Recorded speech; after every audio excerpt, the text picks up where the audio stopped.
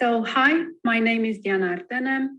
I'm a PhD in oncology nutrition, and I will present how bad nutrition advice can amplify breast cancer treatment side effects. And really, if I went out today and told a bus driver I have cancer, he would probably tell me to stop eating meat and sugar, to eat as many vegetables and fruits as possible, and maybe also to take vitamin C, to drink alkaline water or beetroot juice.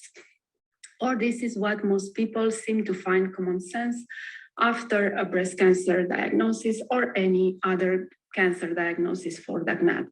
And the only scientific factors proven to have anything to do with breast cancer are alcohol and obesity.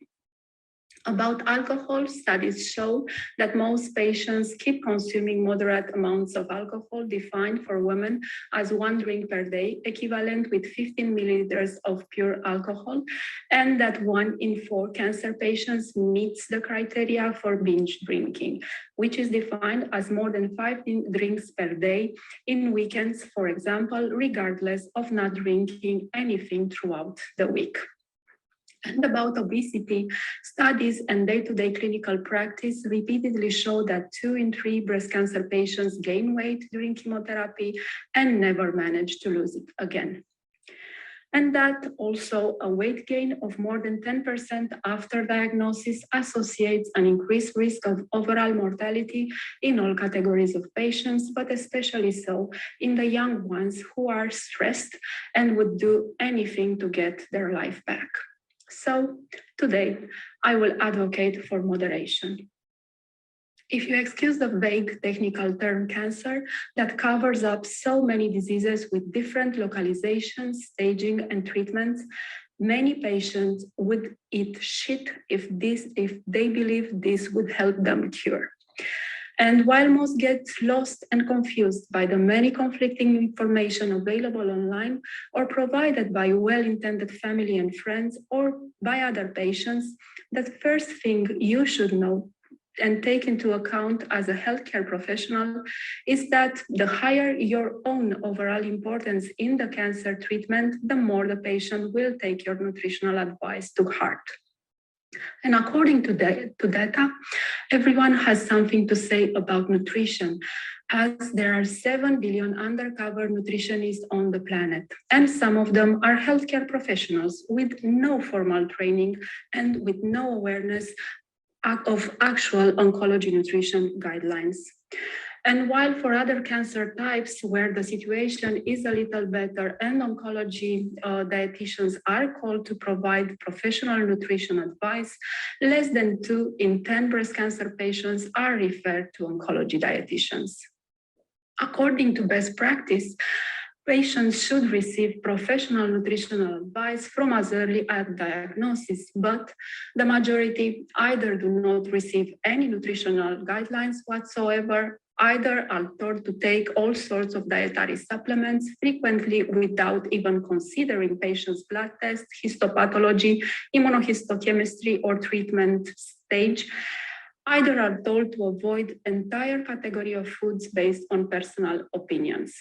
For effective nutrition supportive care during breast cancer treatment, the patient should optimally be referred to an experienced oncology dietitian, experienced meaning in my country at least 2,000 clinical practice hours performed specifically with patients diagnosed with the cancer type that you are treating. And although there are many bad nutrition advice out there that I could talk for the whole 3 days of this conference, to limit my talk to 20 minutes, I chose the top 3 ones.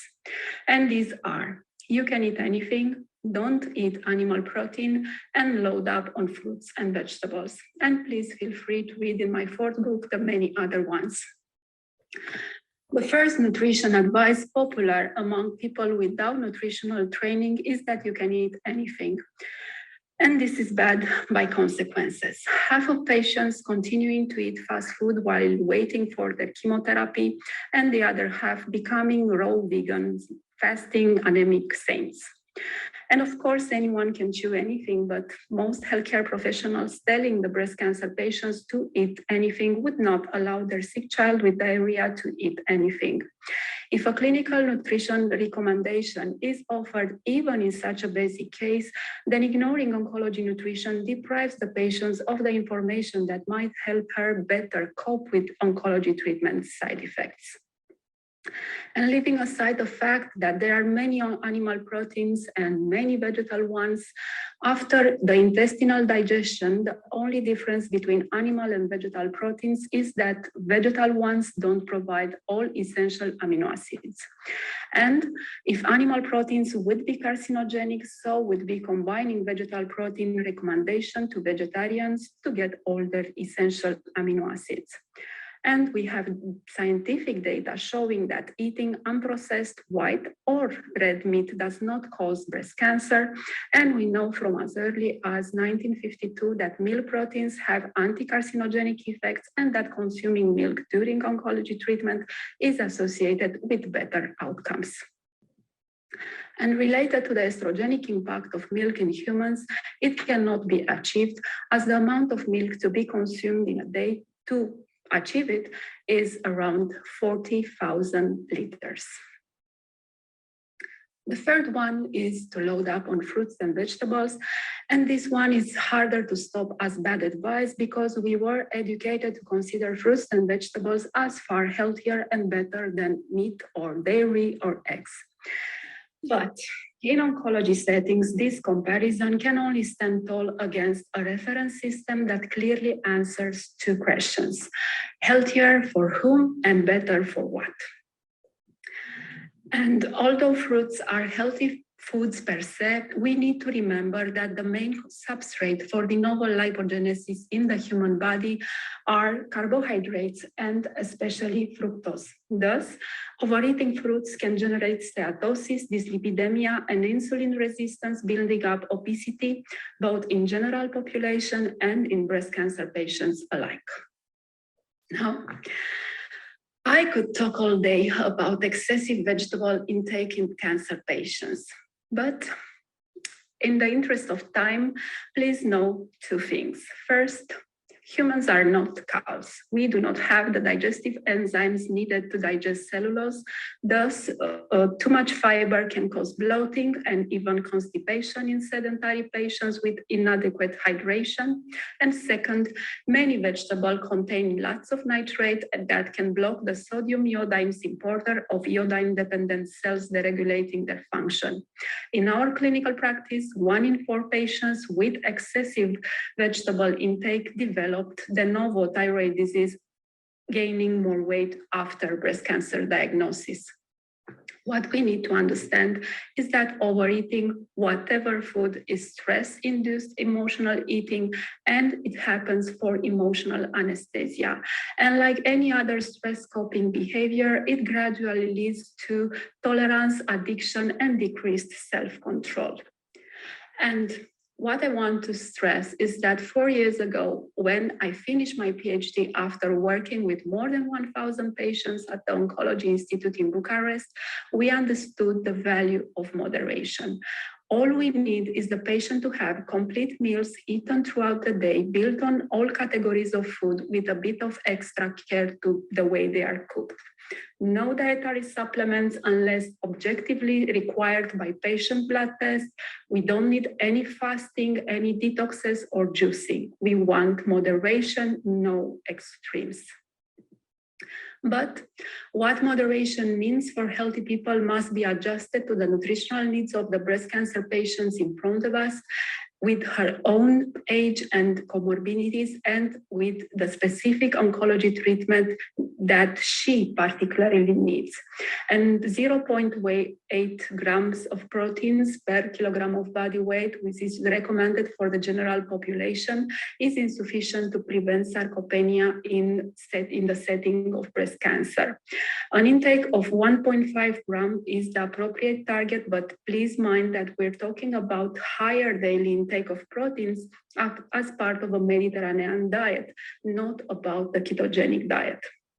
Formal oncology nutrition guidelines contraindicate ketogenic diet to any cancer patients because ketones sustain tumor growth, increase tumoral aggressivity, and resistance to treatment, besides amplifying treatment side effects like constipation, nausea, or anemia. Sarcopenia usually happens in all sedentary women with too low protein intake as we age, but it doesn't happen in healthy elderly who remain physically active and who respect the fact that the protein intake recommended to older people is twice that of young or middle-aged adults. And although many think that ovarian suppression or salpingo-oophorectomy worsen metabolism for breast cancer patients, studies show that this is mainly related to the insufficient protein intake and to sedentariness, not to the menopausal status. But sadly, women that were already obese before the breast cancer diagnosis become the most sedentary during treatment and mainly during chemotherapy, which is the treatment stage with the highest risk of developing sarcopenia. So, to the main obesity causes in the general population, which are insulin resistance that increases weight gain without overeating, leptin resistance that increases cravings, sleep disturbances that lowers fat loss, and sedentariness and low protein intake that increases fat gain, breast cancer patients have one more extra cause for obesity, sarcopenia. And any oncology nutrition intervention in breast cancer patients should aim to counteract it because sarcopenic obesity amplifies all breast cancer treatment side effects.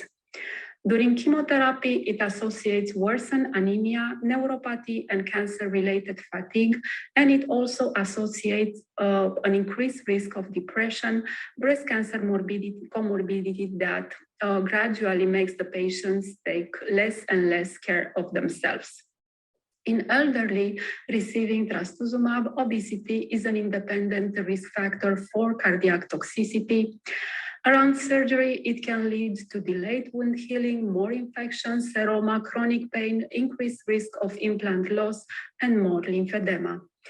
During radiotherapy, obese breast cancer patients have a higher incidence of dermatitis and esophagitis, and independent of all these treatments that each associates a risk of breast cancer secondary lymphedema, obesity increases the risk of for lymphedema more than all of them combined. As local adiposity increases lymphedema risk by compressing lymphatic vessels, and lymphedema itself increases the deposition of local fat in a positive feedback loop that aggravates lymphedema parallel with patients' weight gain.